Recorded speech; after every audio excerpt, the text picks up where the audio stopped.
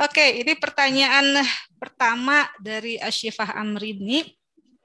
Assalamualaikum Dokter Karissa, Qadarullah, namanya hampir mirip dengan nama anak kedua saya.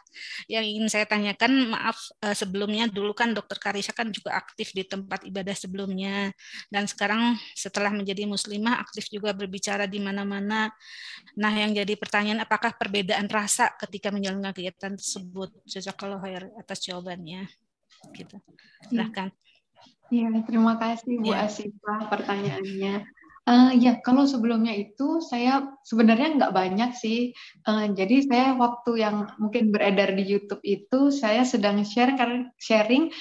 Saya kebetulan sempat ikut conference di Singapura, terus banyak teman yang nggak bisa mengikuti conference tersebut. Jadi saya sharing yang dari conference tersebut aja gitu.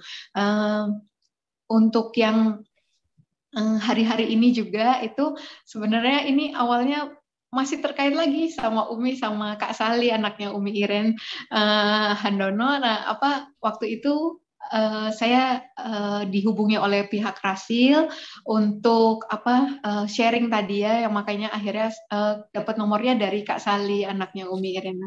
Kemudian saya konfirmasi Kak Sali, ternyata betul. Terus saya itu dan nggak nyangka ya, ternyata jalan Allah dibuat kemarin itu rame ya. Saya berpikirnya waktu itu saya pun berpikir, aduh maaf ya Mas, saya ngomongnya belepotan panjang lebar, saya bilang gitu. Nggak apa-apa dokter, ternyata memang maksud Allah ya, Allah sayang sama hamba-hambanya, jadi boleh pakai siapa aja ya, termasuk saya tuh yang saya lagi dibanding dokter Irna, kalau dokter Irna ngerasa ilmunya nggak cukup, apalagi saya ya dok.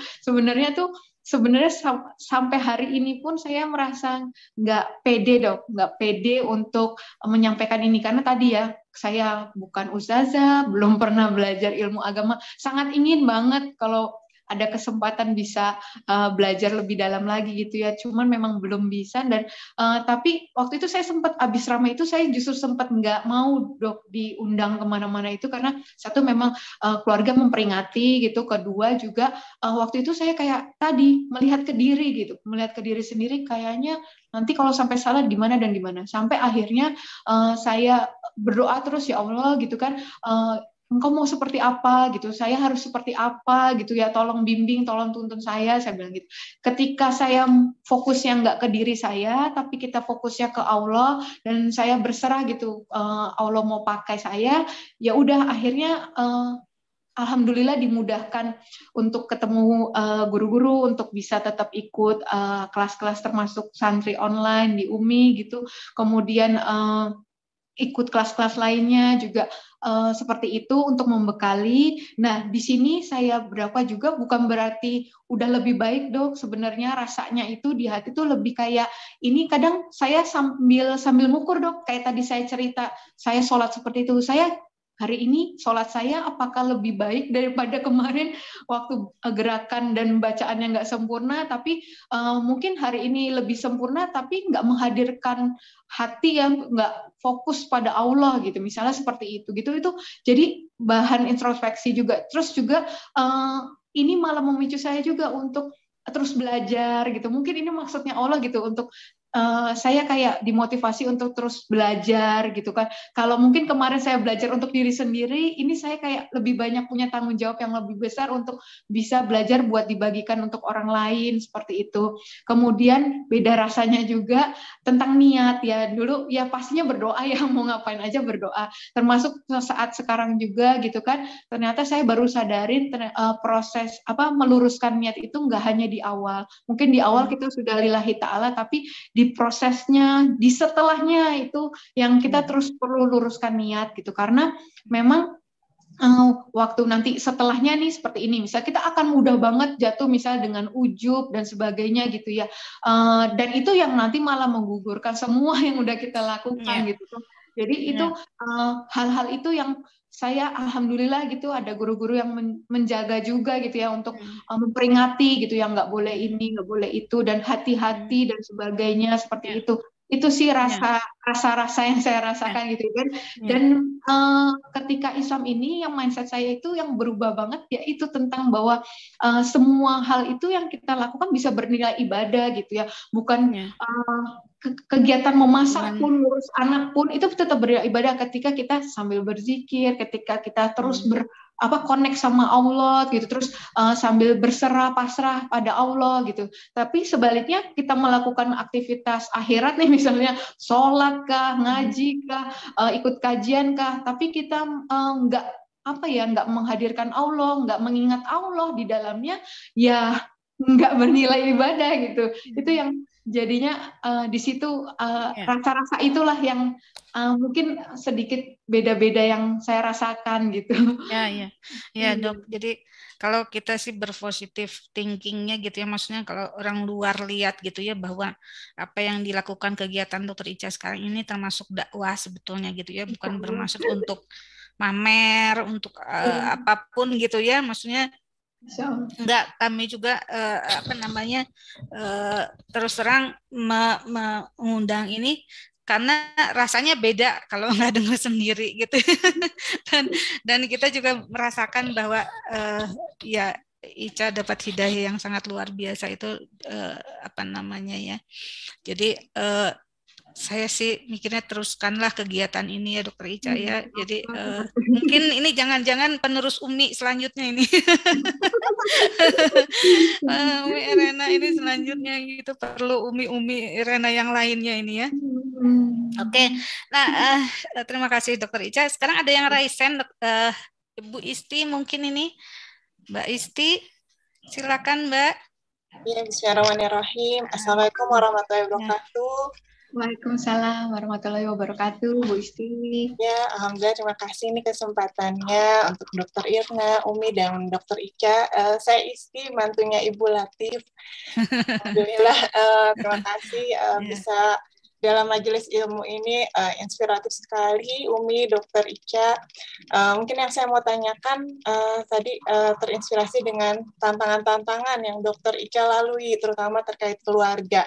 Dalam mengajak anak-anak untuk supaya mendapat siraman Islam, kemudian iman, mungkin ada tips dari Dokter Ica, dialog-dialog seperti apa yang Dokter Ica biasanya sampaikan ke anak-anak untuk mengajak, mungkin hidayahnya belum, hatinya mungkin masih bertahap ya dokter, hanya tahapan untuk mendidik akidah atau tauhidnya seperti apa, karena mungkin kami yang dilahirkan Islam saja mungkin masih mengalami tantangan dalam mendidik anak terkait akidah dan akhlak. Kemudian sedikit juga pertanyaan kedua, dalam menghadapi iman yang kadang naik turun, bagaimana tipsnya dokter Ica? Tadi kan banyak ikut kelas-kelas, sebenarnya kelas apa yang paling paling baik untuk diikuti untuk supaya bisa semakin kuat. Tadi tertarik banget dokter Ica sampai niat untuk setiap ibadah itu karena Allah, seperti itu mungkin. Terima kasih dokter Irna, dokter Ica, dan Om. Ya, terima kasih Mbak Isti. Ini saya juga baru sempat WhatsApp-an, tapi baru ketemu ya Mbak Isti, ya, tuh baru lihat mukanya ini. Alhamdulillah. Ibu ikut nih ya, ada sekarang. Ibu ya, alhamdulillah Ibu juga ikut. Assalamualaikum Bu. Ya, mangga silakan Dokter Ica. Ya, terima kasih Bu Isti pertanyaannya. Ya, jadi kalau secara hukum katanya lawyer itu anak saya itu masih dengan agama sebelumnya sampai nanti dia memutuskan untuk memilih yang mana gitu. Nah, saya posisinya lebih ke, saya membekali dengan semuanya, saya baca semua buku dialog iman dengan anak dan sebagainya. Dan ketika timbul salah satu pertanyaan itu gitu dari anak saya insya Allah jawab berdasarkan itu gitu. Ada biasanya sih waktu-waktu yang prime time-nya itu waktu lagi di kendaraan, waktu lagi makan bareng gitu, waktu happy lah ya, waktu happy itu biasanya quality time-nya justru di situ gitu, waktu hampir mau tidur itu pillow talk itu yang biasanya lebih dengan pertanyaan sih, antara anak yang mengundang pertanyaan atau saya yang mengajukan pertanyaan gitu, dan berusaha banget dibuat seringan pengertiannya anak-anak gitu biasanya gitu. Sedikit tapi mungkin itu masuk gitu ke mereka gitu. Jadi masih di tahap itu sih. Terus kalaupun saya ngundang guru ngaji dan sebagainya itu buat saya, bukan buat anak-anak. Cuman ya gitu, kadang saya ngundang buat guru buat saya, tapi kadang mereka juga sempat dengar dan sebagainya gitu. Jadi masih tahap seperti itu sih gitu. Mudah-mudahan ada jalan gitu, insya Allah gitu. Karena memang ada keluarga juga yang masih saya jaga juga gitu kan ya. Terus anak-anak juga itu masih saya punya PR banyak gitu terhadap trauma kemarin tahu KDRT, trauma perpisahan saya dengan bapaknya gitu. Terus saya mau memasukkan Islam itu dengan keindahan gitu, bukan dengan yang paksaan atau gimana. Karena anak-anak pasti kan lebih seneng yang happy ya, bukan yang kalau itu dia pasti akan memilih yang mudah, mau pasti memilih yang enak, yang happy-happy gitu. Jadi saya usahakan seperti itu karena memang juga prinsipnya di Islam ini beda ya, tidak ada paksaan dalam memeluk Islam dan sebagainya. Nah, walaupun nanti ya insya Allah untuk anak-anak mudah-mudahan ada jalan untuk bisa nanti masuk ke dalam tahap mendisiplinkan. Tapi memang sebelum itu saya PR-nya banyak banget gitu. Mohon doanya dari teman-teman sejawat di sini. Kemudian kedua tentang istiqomah itu murni rahmat Allah ya. Saya cuma selalu minta sama Allah diberi keistiqomahan karena saya juga manusia itu mudah lalai, mudah lupa gitu ya, mudah lemah banget gitu, masih jauh dari sempurna juga gitu. Jadi selalu minta pertolongan Allah gitu karena nggak mungkin gitu. Yang saya lakukan sebenarnya biasa aja dan itu kewajiban umat muslim pada umumnya. Kalau ada yang nanya amalan apa, biasa aja. Semua yang tadi yang zikir, yang al-kafi pada malam Jumat, yang puasa Senin Kamis, sholat sunnah itu yang memang kita layaknya kita umat muslim lakukan aja gitu. Cuman memang tadi yang pertama minta Allah yang kasih, kedua memang kita perlu lingkungan, support system yang baik kan dibilang kalau insya Allah kalau kita disibukkan dengan hal yang baik, insya Allah kita dijauhkan dari yang buruk gitu. Jadi sibuk aja terus dengan hal-hal yang baik, itu dengan teman-teman yang saleh juga, itu insya Allah mensupport banget gitu. Saya misalnya karena harus ikuti kelas yang satunya, meninggalkan kelas yang lainnya, itu juga kadang ditelepon, mana kau udah nggak ngaji bareng 2 hari gitu. Iya maaf, yang itu lagi ada ujian yang kelas satunya dan sebagainya gitu. Tapi itu senang saya digituin. Jadi kan, oh ya emang udah sampai juz berapa di sana? Udah sana ya, udah saya kejar supaya bisa ikut lagi. Jadi hal-hal itu ya kayak kataman. Kalau mungkin sendiri banyak excuse-nya, tapi kalau kita katamannya bareng-bareng, insya Allah juga lebih mudah. Juga itu kalau kita bisa untuk kehidupan dunia di awal tahun seperti ini, kita bisa planning setahun untuk yang pencapaian-pencapaian di dunia, yang pertama banget yang justru kita lakukan dan harus lebih bagus justru planning kita untuk urusan akhirat. Jadi kalau nggak di planning itu biasanya bablas. Jadi kalau saya itu ada gitu, misalnya tiap 2 jam itu 10 menit baca Al-Quran. Kemudian tiap bada subuh yang untuk hafalan, tiap bada maghrib yang untuk murojaah. Jadi udah memang di spare waktunya gitu. Kalau misalnya ada uzur dan sebagainya, ya diganti, bukannya ditinggalkan gitu.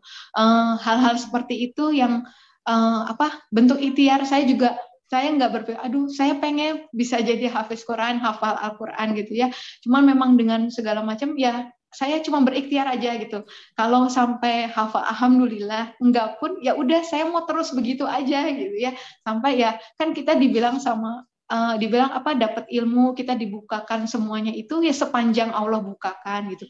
Jadi kita yang penting yakin dulu bahwa yang kita kejar, yang kita tuju itu lebih berharga dari apapun. Jadi kita semangat gitu kan untuk mengumpulkan bekalnya yang sebaik-baiknya ya supaya saya baru 1,5 tahun, ini masih panjang banget perjalanan di depan gitu. Jadi amunisinya harus banyak gitu. Kemudian juga tadi saya kalau orang bilang orang yang paling cerdas adalah orang yang paling banyak mengingat kematian, karena dia akan mengumpulkan sebaik-baik bekal akhirat. Itu saya kadang belum sampai mati juga saya udah mikir gimana kalau saya tiba-tiba matanya kena serpihan gigi gitu, langsung buta. Jadinya saya misalnya nggak bisa tilawah Quran lagi gitu. Jadi itu hal-hal itu yang akhirnya saya mungkin jadi semangat ya untuk terus belajar dan sebagainya gitu, karena memang waktu kita nggak banyak gitu ya, dan dunia ini memang bukan tempatnya santai sih gitu. Jadi apa ya, alhamdulillah kalau dikasih kesibukan sama Allah gitu, supaya ya tadi kita selalu bisa apa ya, menghadap Allah itu mantap gitu kan, dibilang nggak akan dikumpulkan dua rasa aman dan dua rasa takut bersamaan. Kalau kita merasa aman di dunia, kita akan menjadi orang yang paling takut di akhirat. Tapi waktu kita merasa orang yang sering takut ya di dunia ini, takut salah, takut nggak dapat ridho Allah, takut Allah nggak suka, takut Allah murka dan sebagainya, insya Allah kita nanti akan jadi orang yang paling aman di akhirat. Jadi tinggal pilihannya itu aja gitu setiap hari itu. Amin ya rabbal alamin. Jazakallah khairan Dokter Ica. Ya. Kita silaturahmi lagi. Luar biasa ya Mbak Isti, baru 1,5 tahun Iya. ini udah mau menghafal Al-Quran nih kita, ya Allah. Makanya ini tahun untuk orang yang sibuk. Ya, makanya ini sangat inspiratif ya, mengingatkan kita juga ya, makanya Masya Allah. Oke, baik.